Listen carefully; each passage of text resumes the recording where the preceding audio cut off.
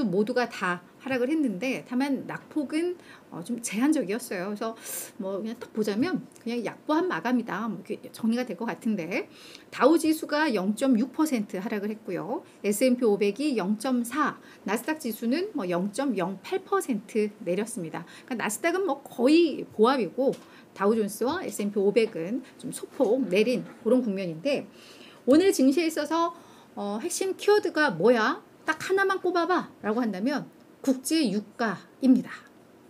일단 그 주요 산유국들이 우리 연말까지 감산 유지할 거야 라고 이야기를 하면서 국제 유가가 좀 움직였고요. 상승을 했고요. 그게 이제 또 인플레 압력, 뭐 긴축 이렇게 줄줄줄줄 또 연결이 되잖아요. 그러면서 일단 투자 심리에는 다소 좀 부담을 줬다라고 보시면 될 텐데, 사실 이거는 그냥 공개적인 내용이고요.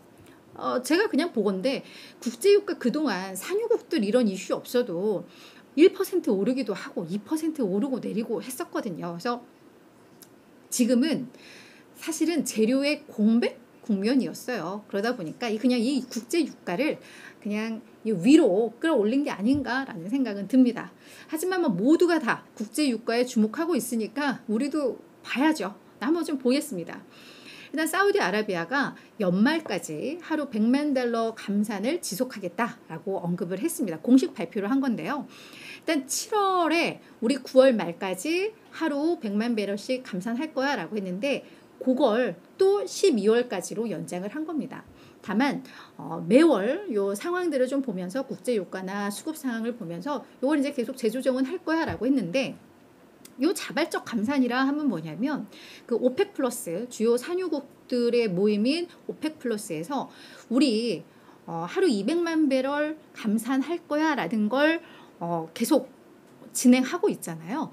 여기에 자발적으로 우린 여기에 추가적으로 더 감산할 거야, 지금 그 내용이거든요. 근데 이게 지금 우리 지금부터 시작이 아니라 계속 오고 있는 거예요. 그러니까 또다시 연장하겠다라는 건데, 그렇기 때문에 이게 어찌 보면 새롭게 우리 지금부터 시작, 이 뉴스보다는 오히려 강도가 약하죠. 그렇죠? 그래서 그런 면에 있어서 사실 국제유가가 그러니까 1% 정도 올랐어요. WTI 기준으로 해서 한 1.3% 상승했기 때문에 오늘 뭐 국제유가가 핵심 키워드라고는 하지만 그냥 재료의 공백이기 때문에 부각된 거다. 저는 사실은 그렇게 해석을 하고 있습니다. 그래서 앞으로 사우디는 감산 연장으로 인해서 하루에 약 900만 배럴 정도 이제 생산할 것으로 집계가 되고 있고요. 여기 이제 러시아도 또 숟가락 같이 올렸습니다. 얘들은 우리 하루 30만 배럴 정도씩 공급을 덜 할 거야. 이것도 이게 연장입니다. 그래서 우리는 수출 덜 할 거야 라고 이야기를 한 건데, 뭐 비슷한 효과죠. 공급을 좀 줄이겠다라는. 그렇게 되면서 서부 텍사스나 원유 기준으로 해서 이 선물 가격 1.3% 상승을 했고, 요게 작년 11월 이후 최고치를 기록을 했습니다.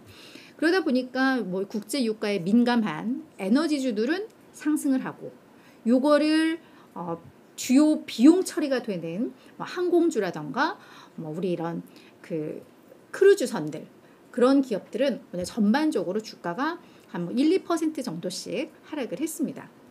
근데 여기서 이제 사실은 조금 의미 있는 게 간밤에 뭐 국제유가 상승보다는 이미 8월 24일 날 이 WTI 기준으로 해서 골든 크로스가 이미 발생을 했어요. 그래서 국제유가가 추가적으로 더 오를 수 있다라는 우려가 있는 상황인데, 그걸 잠깐 좀 한번 보겠습니다. 오른쪽 차트를 보시면 요 파란색 선이 WTI 요 선물 가격, 배럴당 선물 가격이라고 보시면 될 것 같고요. 그 위에 있는 노란색, 요게 200일선, 그리고 검은색이 50일선이거든요. 근데 이게 8월 24일 날 보면 지금 50일선이 요 200일선 위로 이렇게 뚫고 올라가는 게 보이죠. 그러면서 이게 골든 크로스가 발생을 한 거다라고 이야기를 하거든요. 그러니까 그쵸. 그래서 이 골든 크로스가 발생을 했다라는 건 앞으로 이게 상승 추세로 이어간다라는 해석들을 하잖아요. 우리가 그냥 주가 차트에서 보더라도. 그렇기 때문에 앞으로 국제유가가 추가적으로 더 오를 수 있다라는 전망이 이미 좀 나왔던 상황입니다. 여기에 이제 산유국들의 자발적 감산 연장 얘기가 나오니까 유가가 앞으로 더 오르겠구나라는 우려를 키웠다라고 보시면 될 것 같고요. 뭐 요 국제 유가 현황에 대해서 트루이스트 자문 서비스의 키스 러너 요 최고 투자 책임자는 결국 유가 상승은 인플레 압력을 가중시킬 수 있고 그렇게 되면 연준의 일을 더욱 어렵게 만들 수 있다라고 이야기를 했습니다. 물가를 잡아야 되니까요. 근데 이게 정말 경기가 너무 좋은데 따른 국제유가 상승이라면 그에 따른 인플레 상승이라면 그냥 기축도 강화하면 돼요. 근데 이게 공급 측면에 있어서의 유가 상승을 이끌기 때문에 연준은 그럼 셈법이 조금 복잡해질 수가 있죠. 그래서 그런 면에서 이런 멘트를 좀 한 것 같습니다. 그래서 국제유가는 앞으로 흐름들 계속해서 저희가 좀 봐야 할 인플레를 얼만큼 자극할 것이냐 이런 대목에 있어서는 저희가 계속 지켜봐야 되겠지만 사실 오늘은 조금 많이 좀 너무 심하게 좀 부각이 됐다. 저는 개인적으로는 그렇게 해석을 하고 있습니다. 그래서 이제 앞서서 제가 말씀을 드렸지만 오늘 국제유가가 상승을 하면서 에너지주들은 좀 오르고 항공주들은 좀 내렸다 말씀을 드렸는데요. 이 부분 대기자 포인트로 해서 이 부분이 지금 에너지주 섹터잖아요. 전체적으로 조금 녹색빛이 좀 강하죠. 한 1에서 2% 정도씩 주요 기업들 많이 올랐고 이게 시가총액이 너무 작아가지고 잘 안 보이는데요. 이 부분 지금 이 빨간 거 레이저로 쏘는 이 부분이 항공주들입니다. 그래서 뭐 이게 이제 뭐 여기 뭐 델타 항공도 있고 뭐 유나이티드 에어라인도 있고 한데 얘들은 전반적으로 좀 빨간 빛이 좀 많이 보이죠. 그래서 얘들은 오늘 국제유가 비용 증가 부담으로 좀 주가가 하락을 했다. 뭐 이렇게 보시면 될 것 같습니다. 그래서 여기까지만 보면 국제유가, 인플레 우려, 긴축 우려 이것 때문에 증시가 밀렸구나라고 해석을 할 수 있겠지만 훨씬 더 저는 이 소식에 오히려 더 주목을 하고 싶습니다. 이제 화면 바꿔야 돼요. 네. 이분이요. 크리스토퍼 월러 연준 이사입니다. 연준 인사 중에서 상당한 강경한 매파로 속하는 분이거든요. 이분이 뭔가 멘트의 톤이 좀 바뀌었습니다. 사실은 전 국제유가보다 이게 더 저는 눈에 좀 띄었는데 이분이 CNBC와의 인터뷰에서 이제는 금리 인상을 우리 연준이 금리 인상을 신중하게 진행할 수 있는 상황이 됐다라고 이야기를 했습니다. 강력 매파에서 중립 아니면 그보다 조금 더 비둘기에 가까운 멘트를 한 거예요. 자, 내용을 좀 볼게요. 고용시장이 둔화가 되고 있다. 그러면서 금리 인상을 이제 신중하게 진행할 수 있게 됐고 우리 연준이 이제는 어떤 빠른 조치를 취할 필요가 없는 상황이 됐다. 그러니까 이제는 물가가 어느 정도 잡히고 있다라고 판단을 한 거예요.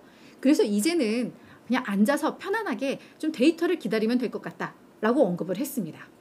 서두르면서 긴축 더 할 필요 없다라는 거죠. 그러면서 연속해서 2번 잇따라 우리는 좋은 데이터를 확인을 했다. 그러니까 고용지표의 둔화겠죠. 그리고 물가 압력의 완화겠죠. 요 이야기를 하면서 다만 뭐 이건 이제 원론적인 이야기입니다. 이게 추세인지 아니면 좀 일시적인 우연인지는 조금 더 확인은 필요해. 이거는 원론적이에요. 하지만 이 데이터를 보면서 결국 앞으로의 금리 결정을 하겠지만 이제는 더 신중할 필요가 있다라고 이야기를 하면서 우리가 또 데이터를 보면서 더 인상해야 한다고 느끼게 된다면 판단하게 된다면 한 번 더 올릴 수는 있겠지. 그렇지만 한 번 더 올린다고 해서 반드시 경제가 불황에 빠질 것이라고는 생각하지 않는다. 그만큼 경제도 이제는 어느 정도 탄탄하게 뒷받침이 되고 있다라고 언급을 한 겁니다. 그래서 어찌 보면 뭐 당연한 얘기고 뻔한 얘기일 수도 있지만 이분은 정말 계속해서 강한 기준금리 인상을 주장했던 분이기 때문에 이분의 이게 변화했다라는 건 연준의 전체적인 기조도 이제 다 왔다라는 거거든요. 그래서 그런 측면에 있어서 이런 멘트 저희 좀 귀담아 들을 필요가 있을 것 같습니다. 이 밖에도 오늘 주요 이슈들이 좀 많았어요. 일단 골드만삭스에서는 향후 11개월간 경기 침체가 올 가능성 요거 이제 15%로 낮췄습니다. 이게 원래 20%로 봤었는데요. 그러니까 골드만은 이제 결국은 거의 이제 경기 침체 가능성 낮다라고 보는 거죠. 골드만삭스에서 그동안 경기 침체 전망한 그 추세들을 좀 보니까 지난 3월에는 이걸 35%로 예상을 했었고요. 6월에는 25%, 그다가 7월에 20%로 낮췄다가 이번에 15%로 낮춘 겁니다. 그러니까 이제 경기에 대해서 골드만은 좀 자신감을 갖고 있는 거고요. 그러면서 여기에 플러스 9월 FOMC 회의에서 기준금리 인상할 가능성 매우 낮다라고 시장에 매우 우호적인, 경기 침체 가능성은 낮고 그러면서 긴축도 안 할 것 같고 뭐 이런 분석 보고서를 냈습니다. 다만 우리 모건 스탠리의 마이클 윌슨 월가 쪽집게라고도 하는데 이제는 좀 안 맞죠. 그 수식어가. 이분은 뭐 주구장창 경제 침체, 증시 하락 이걸 계속 외치고 있는 분인데 아직까지 이분의 말이 안 맞죠. 근데 이 마이클 윌슨은 여전히 경제 경착륙 위험이 여전하다. 그래서 개인 소비 지출 위축되는 것 좀 봐. 앞으로 경기 침체 온다니까, 경착륙 온다니까 라고 여전히 주장을 하시면서, 그래서 증시가 여전히 하락 위험에 직면해 있고, 지금 시장은 너무 이게 낙관론이 좀 팽배해 라고 경고를 했어요. 경고를 했는데 이분은 지금 1년 내내 같은 말을 하고 있기 때문에 그냥 반만 그냥 들으면 될 것 같습니다. 또 마지막 하나는 지금 골드만 긍정적인 얘기는 나왔고, 요것도 이제 긍정적인 이슈가 될 것 같은데요. 지난 6월 15일부터 8월 말까지 대부분의 기업들이 2분기 실적을 다 공개를 했어요. 그런데 실적 발표할 때 경영진들이 나와서 자기네가 처한 상황을 이야기하면서 앞으로의 전망을 이야기를 하고 하잖아요. 그런데 요거 데이터들을 봤더니 요 실적 발표에서 경영진들, 기업이 경기 침체란 단어를 언급하는 수가 눈에 띄게 줄었더라라는 데이터가 나왔습니다. 500개 기업 중에 이번에 2분기 실적 발표하면서 62개 기업만 경기 침체에 대한 언급이 있었다고 합니다. 그래서 이게 500기업 중에 60인데 이걸 그냥 62점이라고 이제 표현을 하더라고요. 근데 2022년 2분기에는 경기 침체를 언급한 기업 수가 238개에 달했다고 해요. 그러면서 3분기, 4분기, 1분기, 2분기 오면서 이 수가 점점 줄어든 거예요. 그러면서 이제 62개까지 줄었는데 이게 5년 평균이 82래요. 5년간, 최근 5년간 500개 기업 중에 82개 기업이 경기 침체 언급을 계속 했었다는데 이제는 이게 그 평균치보다도 많이 떨어진 거죠.